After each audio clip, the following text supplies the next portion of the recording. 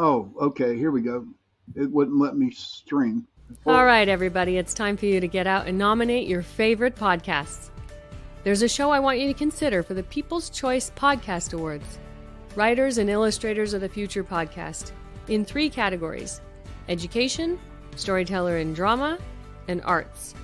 For 5 years and with over 280 weekly episodes and 64 million plus downloads, the Writers and Illustrators of the Future podcast has provided advice and tips from international best-selling authors, world-class artists, contest judges and winners, and industry professionals.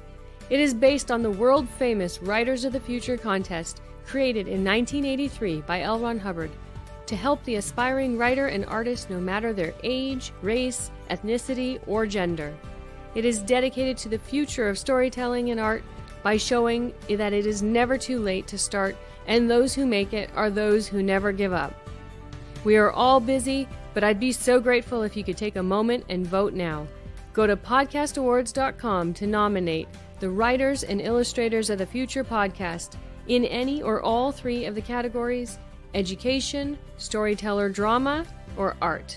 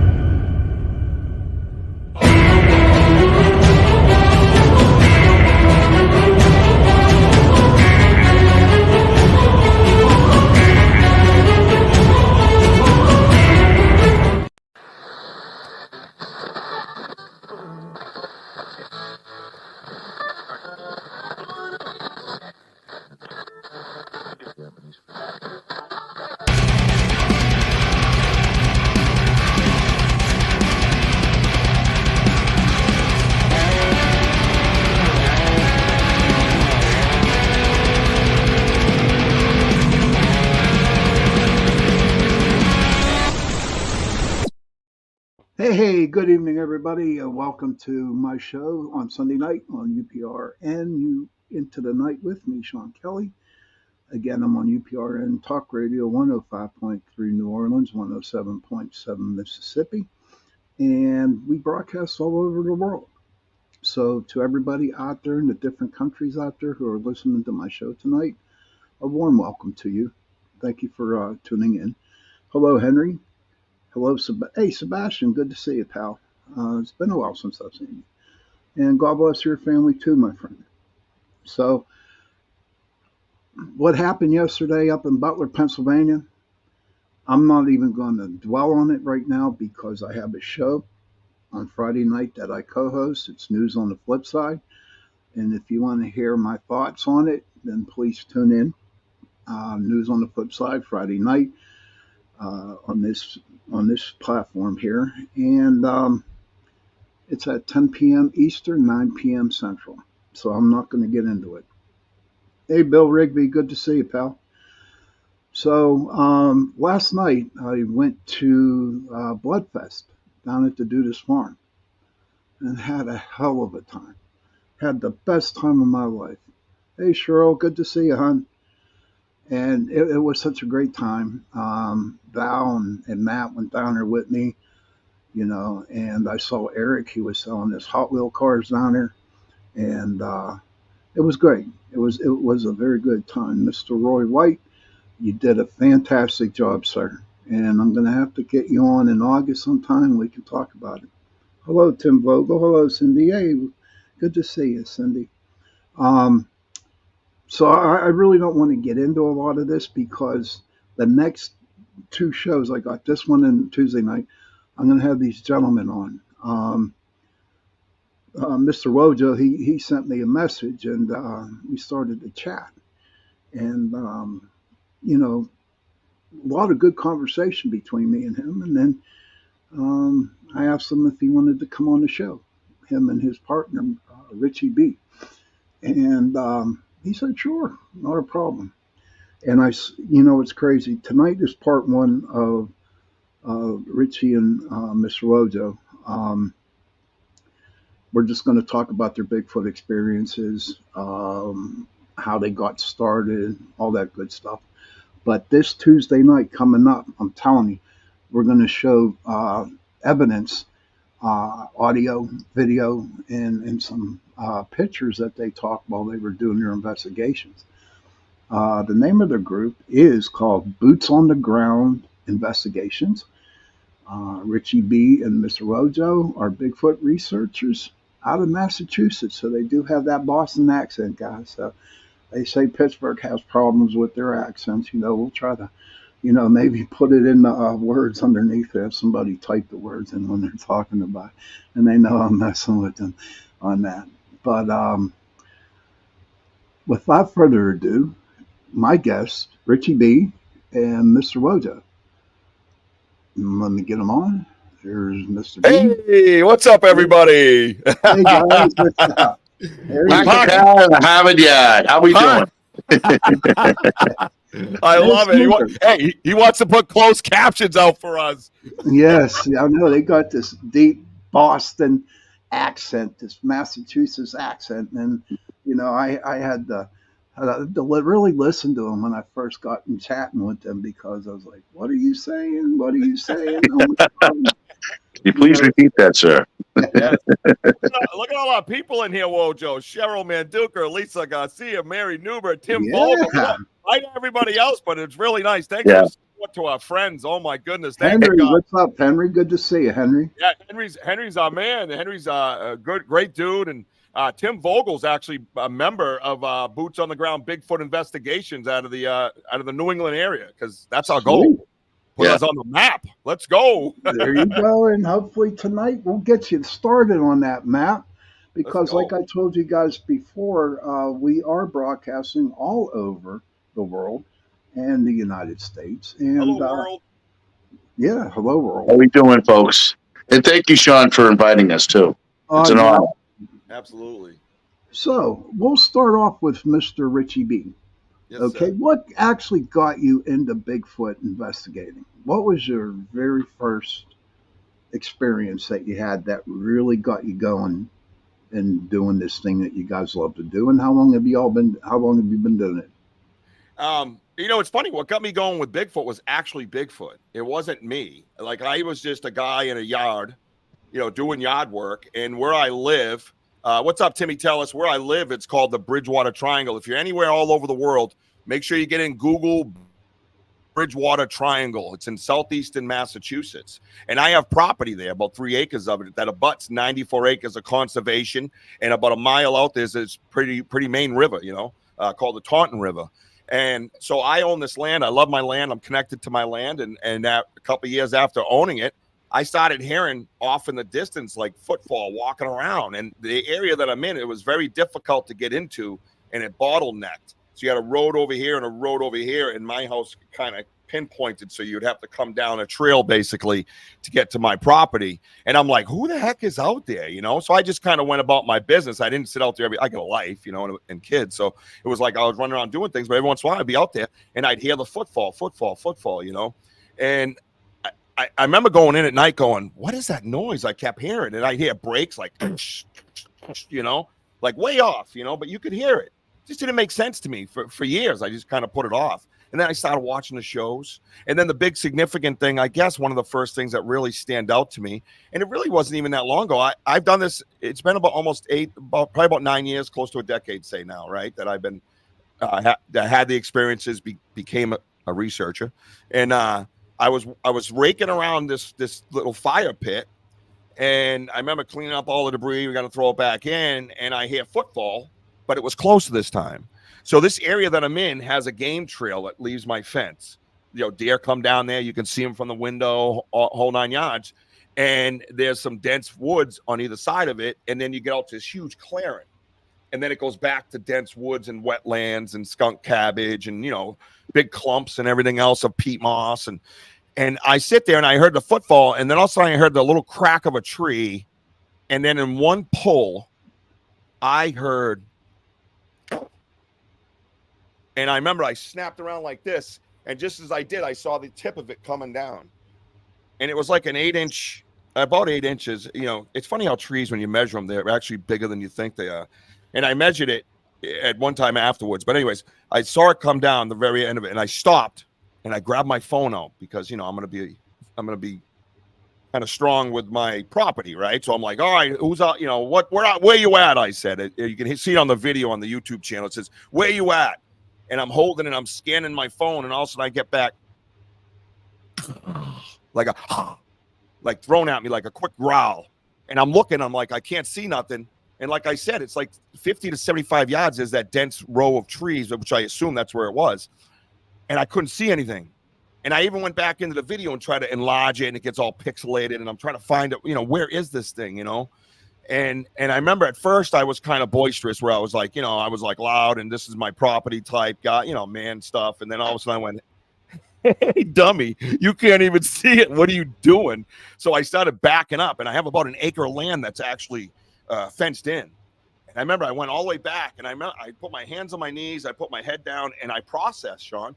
And that's what became I literally processed as a human. What did I just hear?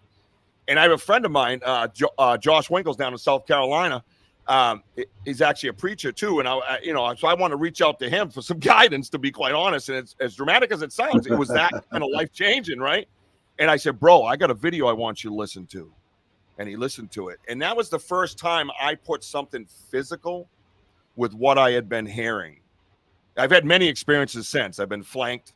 I got videos of banging and beating on trees, not even just tree knocks, just bang, bang, bang, like 75 yards from my camper in my backyard. I have a gifting stump, and you know, it's just totally progressed. But that's, to answer your question, is the original situation that came from me, where I became so enthralled that I was on every TV channel, every documentary, every YouTube show, anything I could do. And here I am over a decade later now, as far as researching goes, you know. Sweet.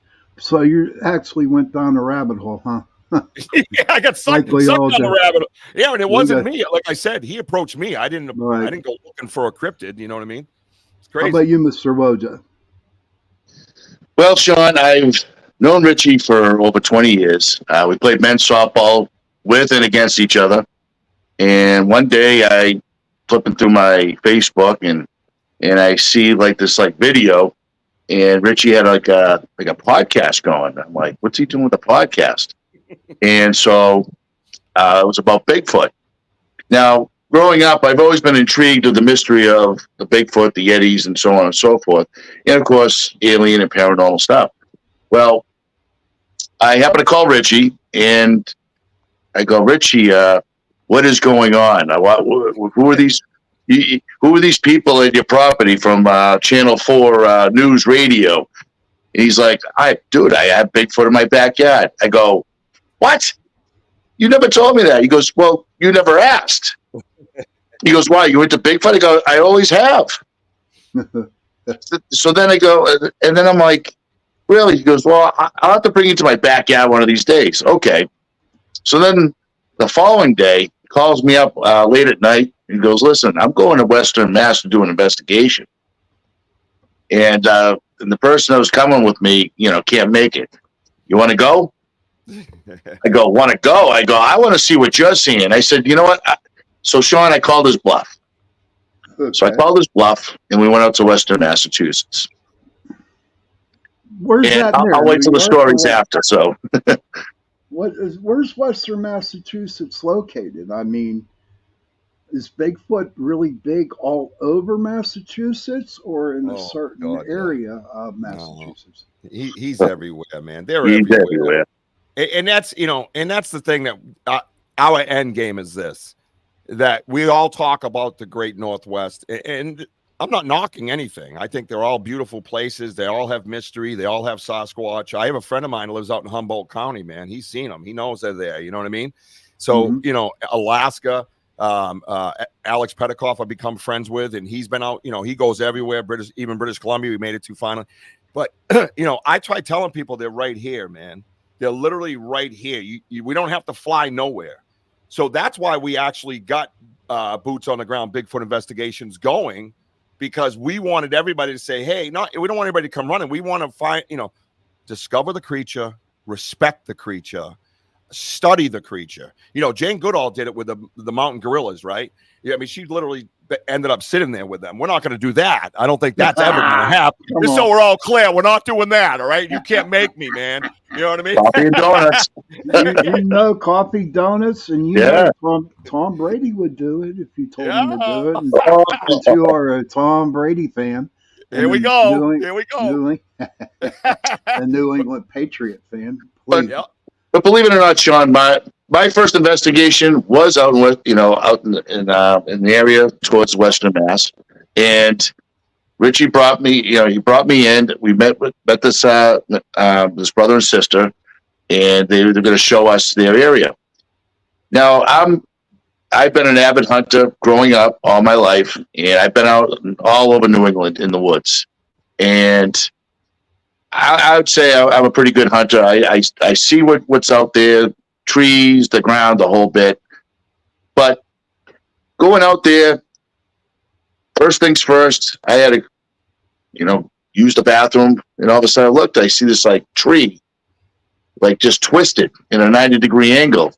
I'm just sitting there, but I'm just kind of looking up, looking around. I'm like, geez, that's kind of odd. Why would a healthy tree that's probably about 8 to 10 inches thick, and the fibers are still attached to it, and after I'm done, I'm shaking it, I'm trying to lift it, and I'm just like, wow, that's just incredible. But yet I don't see any branches on it. So I'm like, I can't figure that the wind could do that and twist it at a 90-degree angle. So then I mentioned something to Richie, and Richie's like, yeah. He goes, check out this twist. And then all of a sudden we found another twist. And then another one. Yep. And then we finding, highway of deer tracks, which I've never seen so much of it. But then there had to be about 8 of these trees that are probably about maybe 30 yards across. And there's got to be a total of 8 of them, 4 on each side, but it all kept leading towards these power lines. And I'm thinking, this is a cone off. I feel like they're building a some sort of an ambush hut or something down the road. Like a corral, they're corralling the deer in. Yeah. Okay. Yeah, it was pretty crazy. And then out behind those breaks and stuff that we saw, we went out behind them and we kept going, and we found huts what we believe are huts. What we've sent to people that are in the wilderness, that are in the arbitrary even. And arbitrous, excuse me, and they're bent down low. It's like you boil a carrot and you bend it. That's the best way I can give you. Just bends and curves. Bizarre. They come up and they bend, and it's like they're keeping these things alive on purpose. And you go inside, and I 3D scanned it, and you can actually see the divot, something had been laying in there. And I laid in there too. I didn't leave a divot. Don't even try it. All right. But that's interesting about these huts. Now, ladies and gentlemen, I have to tell you, Tuesday night when Richie and Mr. Wojo are back on, they are going to show pictures of these huts and get some video and some audio. So you have to come back Tuesday night, same time, same platform. And I'm telling you, I saw some of those videos and pictures, and I was completely impressed. But back to you, Mr. Wojo. So you saw this branch being twisted, right? Okay. Was there anything other around that tree that, a footprint or some kind of hair, some scat, deer bones or whatever? Was there anything else around it that could make you actually think it could be a Bigfoot? Because there's going to be people out here tonight listening to this, okay? And some are just going to be thinking, you know what I mean? Of course. Was there anything else around that gave it better evidence that it was something else? Well, when you're out in the woods a lot and you try to process this tree, and you're like, well, how did this happen? First things first is that I'm kind of looking up in the air and see if there's any other trees, maybe are dead, and maybe a big branch might have hit it, smacked it, maybe twisted it, or I don't know. Like someone asked me, "Do you think a tornado went through it?" I go, "Well, a tornado. If a tornado ever would to come through, you think physics? I mean, it'll just come over, twist everything, and shatter everything, but it's going to be all over the place." Right. Yeah. But this specific tree, yeah, I'm looking that there was no prints around, but there was no real branches on it. Maybe like towards the tip, but it's a healthy tree. Listen, I'm a strong guy, and I was shaking and trying to lift it. I was just really mind boggled of what I'm seeing. But again, I don't know how it would happen. So I'm not saying it was Bigfoot. I'm not saying anything. I just found it weird. But then when you start walking around the woods and you start seeing more than one in different areas, and we're like maybe like 2 miles into the woods away from civilization to the nearest house, there's something going on here. Right. Okay. So now I'm with Richie, and Richie was talking, and we found this like little pathway off one of these twisted trees, and then I just happened to like look around and try to assess all right, what's going on in these woods, and then that's when I saw the pine trees wilted over in a strange, just limped over in one direction, and I just found that odd. I've never seen anything like it. Mm-hmm. So then that's when Richie's talking. Oh, wait a minute, what is that? I go, I go, that's what I'm looking at. So I believe we both ran in the woods because we both found it odd. And as we came around, then we just saw these huts, and there were like 4 of them. And on some of them, you'd find like a 90-degree angle, a broken, tree branch is probably about like 10 to 12 inches wide, keeping it down, but also added on, layers of pine branches that were pulled from its knots, and I found that completely like off the wall. I'm like, geez, there's nothing like snapped or broken; it's just pulled off. And that's when we found a deer shed with these surrounded huts, and I found it real strange to find a deer shed 30 yards from there. Okay. That's right. What were you going to say there, Richie? Oh no, I get too I get excited. I'm Wojo's got energy, but I get so fired up with this story that sometimes I just can't shut my mouth, and I apologize. You know what I mean? But Wojo, thank you for throwing in the pot where you went pee first. That was very nice for the world to hear. Yeah. But yeah, but it was. That's how it all started. No, it did, and that's what I was excited to get to the deer shed pot. That's what ties things in. Like the area where I got this print here, which is very local to my property and where I'm sitting now. I have two properties, and this area is basically in between them. And that's what's exciting about it. So I was a paranormal investigator. When you get 1 or 2 or 3 pieces, you get a sound and an orb, say, right? Because you're a paranormal investigator, right? But they're together, right? Doesn't that make that evidence like more substantial, right? It gets more exciting, right? So same with this one. When we found that deer shed out by those huts, that's what started tying in evidence. Then I come back to this area. We cast this print. We go back about 10 days later, which was yesterday. We find a hail print, which I'll share with everybody come Tuesday. And, when we first found it, we found like natural looking shelters.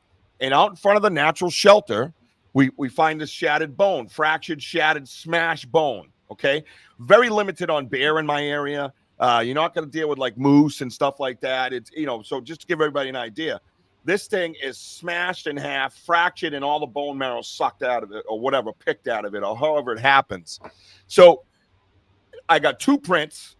I got a formation going on, right? Of natural shelter, I'm going to call it, right? They do seem to have other trees put on top of it to assist the outward growth as opposed to the upward growth. And then there's a bone out front. So it's the same thing. So now I got 1 print. I got a hail print. I got suspected shelters. And then I find this bone piece with no marrow in it. So now I have more evidence, don't I? It ties it all together. So when we found the huts with the deer shed out in front of it, it did kind of tie it in like something, was dwelling there in a sense. You know what I mean? So that's why I got so excited, because I start reliving these moments that the passion just comes out of me. You know what I mean? Right. That is like cool. Now, when you guys go on an investigation for Bigfoot, what kind of equipment do you bring with you? Oh, we've tried all kinds of fun things, haven't we, bro? Yeah, we have. Yeah. Tree knockers I got a 1978 Louisville Jim Rice bat that I use for a tree knocker. Sorry, anybody, but Boston through and through. Well, I mean, also I use a parabol. Yep. I bring that with the headsets, but also, survival. You gotta be prepared for survival. You always like have a backpack, have water. Always have like an energy bar or something.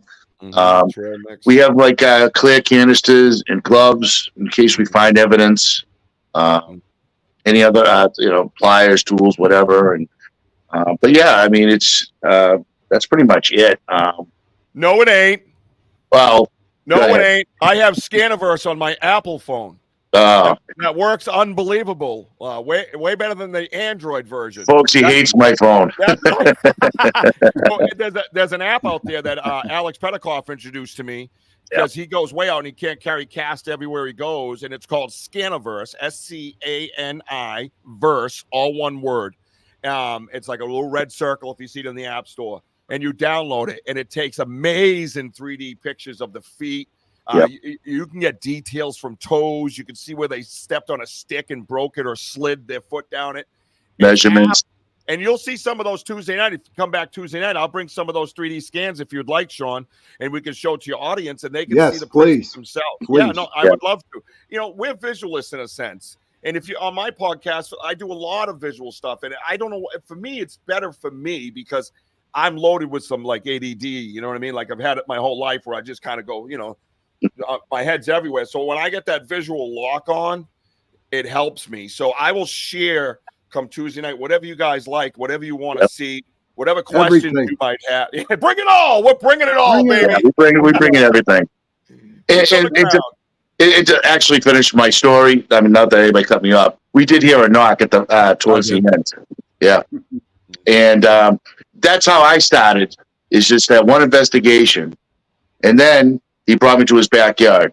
Now, his backyard, being out in that woods, it was the first time I felt like, you just have that energy in that woods. It feels like something's watching you. And watching the show, I saw somebody talk about, the smell and the smell in the air. Well, I witnessed that 3 different times going to his house, and it smelled dank. It smelled like urine. It was just nasty, but it was like off and on.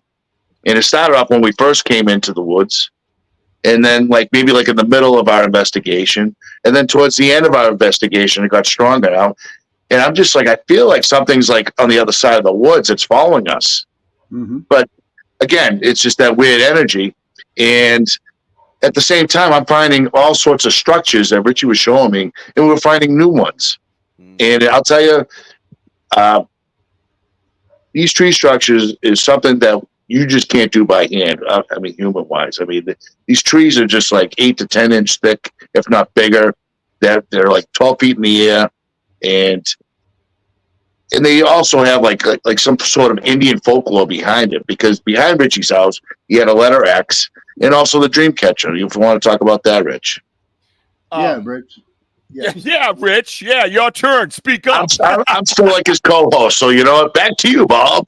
Well, that's right, Jimmy. We'll get down and crazy with banter with Richie B. Welcome to UPRN 105.3. Anyway, that's my radio voice. Moving on. My backyard is absolutely insane. It really is, man. I've been flanked 3 times out there, where they get your attention, throw it, one runs. I've been through it all out there.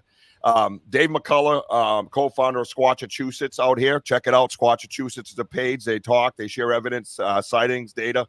Check that out too. And he was with me to do an investigation. And when Wojo mentioned WBZ, I had a friend of mine that had to build up trust, okay? I had to build up trust. For anybody to come to my property. I had 2 young kids growing up there. I didn't want just anybody coming up to it. I knew the place was magical. And eventually I got convinced to say, hey, share your story. On 4/24/22, as you see on my hat, I lost my son. He was stillborn, baby Jack. and I mention them every show. And when I lost Baby Jack, it opened up my mind to inspiration, to follow my passions, to live my life. You know what I mean? And hi, Carrie Lynn. Hey, And so Carolyn, that kind of good. helped me. Man, my Yeah. girlfriend. That's my girlfriend there. She's Yeah. good. She is also a host, Spirit I know. Switchboard, We're Friday yep nights. on August 16th. We will be on that show August 16th. Sweet. Carrie Sweet. Lynn is an amazing human being. She is. She I've is. been gifted her friendship, you know. So Yes. so when we brought WBZ in, it wasn't anything for recognition. It was he wanted to do a story. I kind of wanted to talk about it. It was kind of cool. It was fun. I didn't think it would go even where it went. You know what I mean? And I was like, I was new and a novice at it. So he came in, and then Dave came for the serious Bigfoot investigation. And we were walking all through the woods, and I was showing him the signs I was seeing, like there's a 40-foot X that just appeared one day. Now, when I talk about structures, I get it. It's not scientific. I understand that, man. I'm not about that. I try to explain away Mother Nature. I'm not just yelling Bigfoot. Please understand that. Exactly. But when you look up and you see a 40-foot X, and it's like this and like this, you know what I mean? And how high was it in the air? it was about 40 feet tall, and each one of them was straight up like this. And then there was a skinny one on each one, like a live tree that it was just leaning on. I got pictures of it. You could see it all the way through. And then there's so that was out there. So I was showing Dave that, and then I was showing him what we call the dream catcher. And on Tuesday night, when I show you the dream catcher, it's absolutely nuts. Hey, what's up, Squatch man? How you doing? That's my boy, Scotch. Yeah, I like his stuff. I've been checking his stuff out, actually. Yeah. We like your work, bro. And listen, again, we get it with the structures. I get it. But there is nothing here that I should not be looking at. There is no stone should be left unturned. You know what I mean? Just do it correctly, do it respectfully, and you can either find out if it's, bull or if it's real. Just, but put it in there. But I have things on my property that you just have to see to believe. It's mind-blowing. And on the way out, that particular day, I remember we were going to the property. I kept saying I could hear him kind of walking. I almost know when I'm getting flanked by him at this point. Squatch man might relate with that. And we were out by my fence, backpacks off. I had my phone in my hoodie pocket. And Dave looks at me and goes, "What kind of duck is that, man?" And I said, "I lived here since 02, bro." I go, "I lived here since," and this is like 21. I go, "I've lived here since 02, brother. I ain't never seen a duck out there. I see turkeys kind of go up in the trees and stuff and, nestle and all that, roost, right?" And it did. It made a weird noise, and I got I heard its attention, it got my attention. And then all of a sudden, on the right side, and I had kept pointing out like this because they love, I don't know if Squatch man can relate with this either, but they love that like upside down pyramid, one's way over here, one's way over here, and you're right here. So it's almost like a point, and this one on the right goes, "That's what I heard. That's what Dave heard." That's crazy. That's what the author heard. And I looked over at Dave and I go, "Is that samurai chatter like from the Sierra Sounds?" And he just froze. A veteran Bigfoot hunter, researcher, bad word. And then as soon as that one finished, the one on the left, you could tell it was bigger. And it went, whatever language he said. It was a language. There was full communication right here. I was hearing this from 75 yards tops. I'm trying to be polite and nice. I feel it was closer, but I'm trying to be fair. And then as soon as he finished, the one on the right, the smaller one, picked back up and made that samurai chatter again. And then when he got done, this is what was unique about it. When he finished his sentence, he made what I deemed to be a chest pop. Just because in this particular situation, I don't think he had the most awesomest, perfectest tree knocker in a tree right there. But he went, and then he went like I could hear a big pop. And then as soon as that pop came, like a period at the end of the sentence, the guy on the left picked it right back up, and bigger one. And when he got done, he did the same thing. So it was like tree knock sound, like that. It was nuts. And I sat there like this. I remember reaching for my phone, like, I'm going to get this on video. I'm going to record this, and I go like this, and I go like this to pull it out. And I went, "Oh my God, they're going to kill me." In my head, I'm like, "Oh my God, they come out of the woods and they kill me." And then, or the moment stops. What if I stopped that moment from happening and we never had it? I was there with two legitimate researchers that were there. All kinds of stuff, man. Thank you, brother. But yeah, Gary, that's my boy. Gary's that's my what boy. He's cool. that's what happened. And that, listen, I pay for my podcast, man. I'm here just to tell you my experiences and what I lived through. You know what I mean? He's And that's good the way though, it is. Gary. And Squatch Man says they send you where they want you to go. If you see one, you know what? I 100% believe you. The way I've been flanked a few times, and just like Ghost when you go paranormal hunting. Yeah, they'll make you. They'll chase you. They'll make you chase them. Yeah, So I can actually see that. But back to it real quick on the conversation between.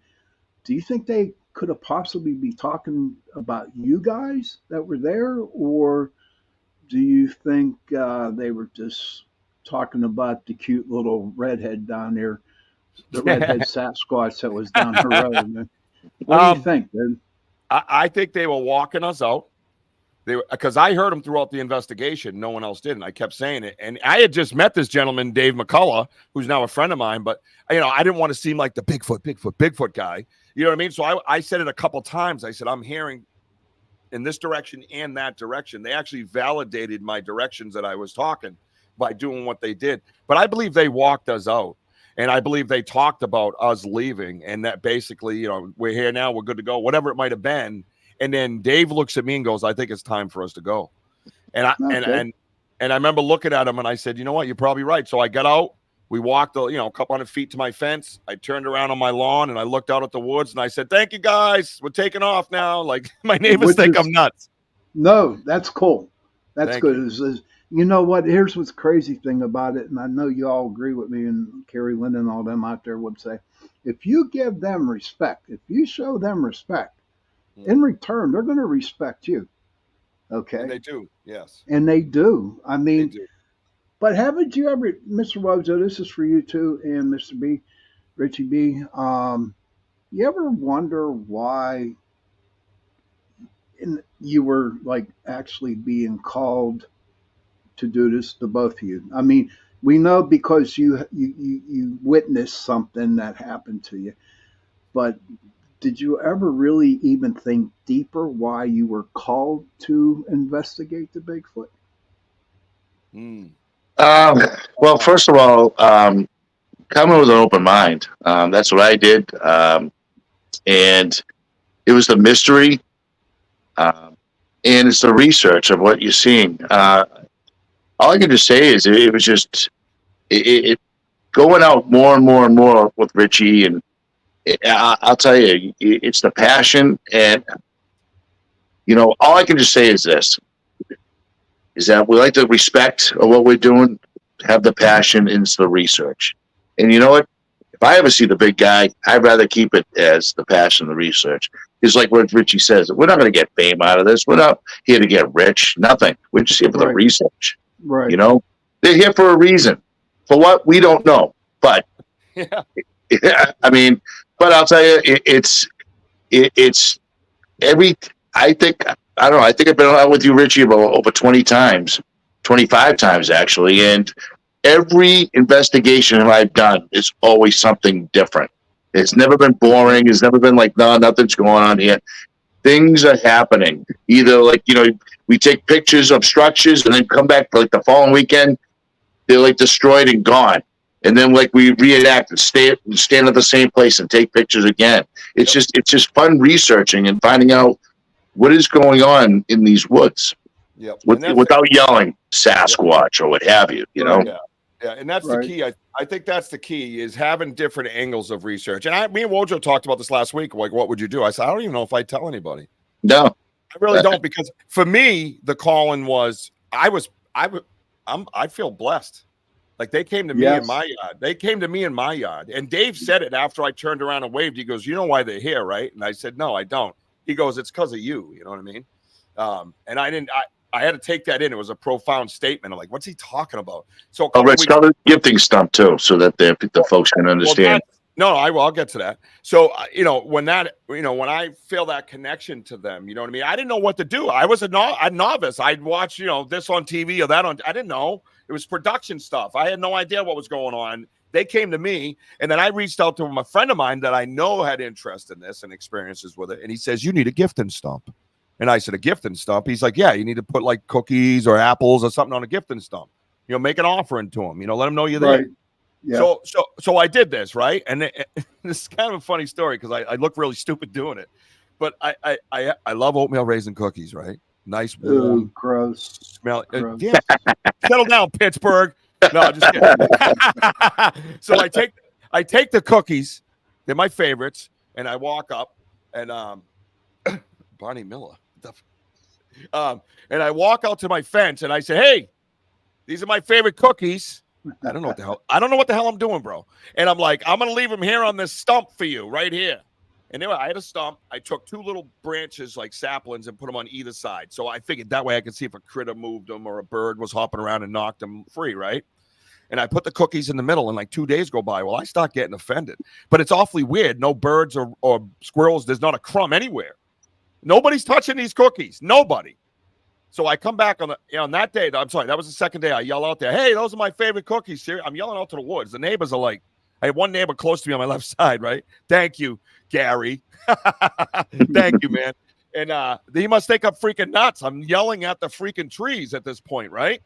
And so I go inside. I'm mad. I come out the next day, and I got pictures of this. The next day I come out, there is a perfectly torn piece of lichen from a tree, L-I-C-H-E-N, lichen, laid down perfectly between those 2 saplings. Not one crumb of a cookie. Nothing has moved on these saplings. I got pictures to prove that. Nothing. They came back and gave me a piece of lichen because I'm over here going, what the hell would a Sasquatch give you? Something natural, right? Like they peeled it off perfectly, not broken, nothing. And it's laid right there, man. It blew my mind. And it was one of those things where I was thinking, the wind didn't put it there. There's no way. That stuff's like a feather, right? Right. How did it land? I try to search for the rationale, the real, the thoughts of trying to really, not yell, "Oh, Bigfoot gave me that." I'm like, all right, what happened? The wind came. You were basically trying to debunk it, right? Right. You always try to debunk. I come from a paranormal background. I was a paranormal investigator, right? Right. That's what I'm trying to debunk this. And I could not debunk it. I couldn't. And I tried it again.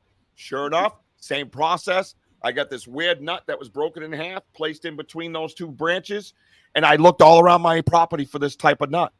I looked all around 3 acres. I went out to the conservation area. I'm looking around for a bush with this nut on it. I got it in my hand. I'm comparing it to other nuts I find. 2.5 years later, I'm out on the Taunton River with my buddy Mike Train, another member of the Boots on the Ground Bigfoot Investigations, a kick-ass investigator, I might add. And there it is. And there it is, 1.1 miles from my property, laying on the bank. 2.5 years later, I said, "Oh my God, that's that nut." He's like, "What?" I said, "That's the nut I told you I've been looking for." It's So I amazing. guess they played. I guess they played with you for a while, and they said, "All right, he had enough." So they put the nut there for you. Yeah, right, exactly. Yeah. So it's awesome. So we discussed on Thursday. We talked a little bit on Thursday. You were saying that there are some people out there that that help you kind of understand what type of evidence you got through pictures, through audio, something like that. Can you share a little of that? Oh, my friend from Georgia. Yeah. So what we have friends all around. Not only that, the researchers, the resources. And I have a friend down in Georgia that works for the University of Georgia Forestry. And he goes around all down the South, Georgia, Louisiana, Mississippi, Alabama, Texas. And what he tries to find is to check on the trees if there's any invasive insects that is destroying the agriculture down there, so on and so forth. And all these investigations with the twisted trees and the X's and the dream catches, and all these like strange twists and turns that's going on. We're trying to figure out what's going on. So I asked him, I sent him these pictures, and he just said, "Wojo, I've been doing this for over 25 years. He goes, "I've never seen anything like this in my life." And especially the huts. Now, the more you looked at the huts, he tried to debunk it. And like I said, we're not here to crap on anybody. We're here to listen. We're here to talk. And he was saying that, that when you have snow and ice and when the sun beams down, it can wilt the trees. but not in 3 different directions. And it had a hole in the middle. And that's why he was like, I don't know what's going on up in Massachusetts, but I can't wait to go up there and see what's going on. No, it's good to have experts, right? And Yeah. It is. That's what we do. We reach outside of our circle and not just say, look what we found, like the Vogel brothers, right? The Vogel brothers, what do they got? Cobble Mountain Critter Project, right? Yep. You check. They're outdoorsmen. They're wilderness experts. Tim is a park ranger, lives on a 1,300-acre forest that he's in charge of. That's his job 24/7, basically. And whenever we have a question, and they're also part of the boots on the ground Bigfoot investigation, because we're trying to get not just geographical, but people resources, right? People that are smart, people that have been doing this longer than us, people that have certain expertise. These guys have that. We could call them and I'll say, hey, what's this? Like this one time when I strangely picked up this little Tic Tac brown looking thing and found out it was porcupine poop. I thought I had found the discovery of the world. And, man. I said, hey, what's that? He goes, oh, porcupines do that. And I went, Wojo, those things I picked up a porcupine poop. And so we're learning is my point. And the ego is not an issue. We don't have that. This is not about ego. This is not about ego. This is not about you knowing who I am. I want to share the story with you. I want to follow my passions. I want to have Wojo come along with me. He's an amazing human being and a good friend. All these people I've surrounded myself with boots on the ground, Bigfoot investigations, from Steve Barnard and Mike Trainer and Rich Glidden and the Vogels and, ourselves. And, just it's amazing. They're amazing people with the passion that we have. And the end game is the same. Put New England on the map, right? And we don't even know, and when we might not even tell you if we find it, because we don't trust humans necessarily in that sense when it comes to this stuff. Because I've seen some of that in action, and I was not impressed. So that that's where we're at. So understand that we're here collecting evidence, yes, but we're reaching out to experts that know more than we do to find out facts. And no, he has not contacted me about it. Thank you. Put in a good word for me. What's up, Mickey? Wojo was a character on Bonnie Miller. Did you know that? Jerry. What's that?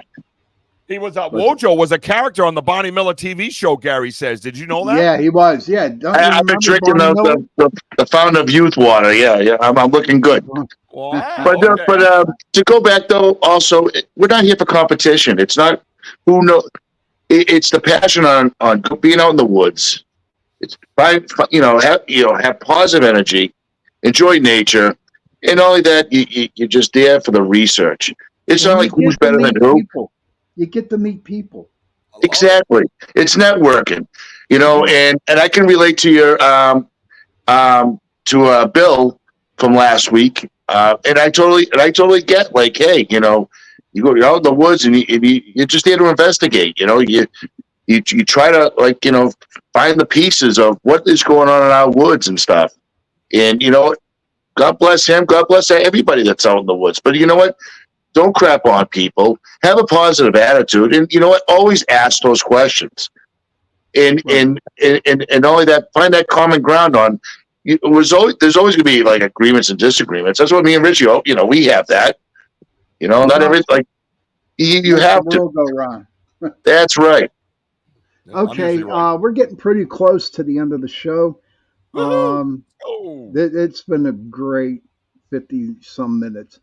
But remember, everybody, this Tuesday at 8:10 p.m. on my show, they're going to come back, Richie B and Mr.Wojo, and they're going to come back and they're just going to show all the evidence that they have. And I saw some the other night, and I was impressed. I really was impressed. Who wants to do the last word of the evening before I kick you all out of here? Well, we could both quickly do it, but I think the most impressive thing is that when you did see our pictures, you got a haircut. Yeah, I did. Huh? And a beard trim. That's how much it blocked in your mind. Like that, huh? Hey, thanks for the update. I forgot to tell people. What do you think, girls, guys? I mean, come on. I look 30 years younger. I will say for my behalf is, you know what? Just have respect for others, and you know what? Happy researching. That's all I can say. And I can't wait to talk to you guys on Tuesday. Rich? And look up Banter with Richie B and keep climbing, baby. That's what we like to say is keep climbing. Love Keep you, guys. climbing. All right, brother. And I'm going to put you guys in the background here. And Thank you, Sean. thank you so much for coming on. And I'm Thank you for seriously everybody. looking Thank you forward- so much. Thank you, I everybody. am Thank so you. looking God forward bless. to Tuesday. I am so looking forward to Tuesday. Oh, me too. I can't wait. Yeah. Boom. Okay, everybody. What a show. Oh my God. It was great. These people are the guys are great. And I don't know. I don't believe in coincidences. I believe everything happens for a reason. And I know for a fact since I started Bigfoot month, for my show, I have no doubt in my mind that I was supposed to meet these two gentlemen. And I'm looking forward, to meeting more Bigfoot researchers, and these two guys are going to help me start getting involved. Like Bill Rigby, you got Scotsman, you got all kinds of other people out there that are, boots on the ground, if you want to call it, trying to find out the answers. And just like in paranormal investigations, doing it over 30 years, been to haunted places, picked up some very cool evidence, and I still haven't found a reason why yet that they exist. So, without further ado, children, if you can, please go to your parents and give them a hug and tell them that you love them. And parents, please go to your children, give them a hug and tell them that you love them. And if you don't have no parents, and if you don't have, no children, find somebody and give them a hug and tell them that you love them. Because those 3 words, I love you, go a long way. And on that note, remember, Tuesday night, Richie B, Mr.Wojo will be coming back, and they're going to show the evidence. And on that note, good night, everybody, and see you Tuesday night.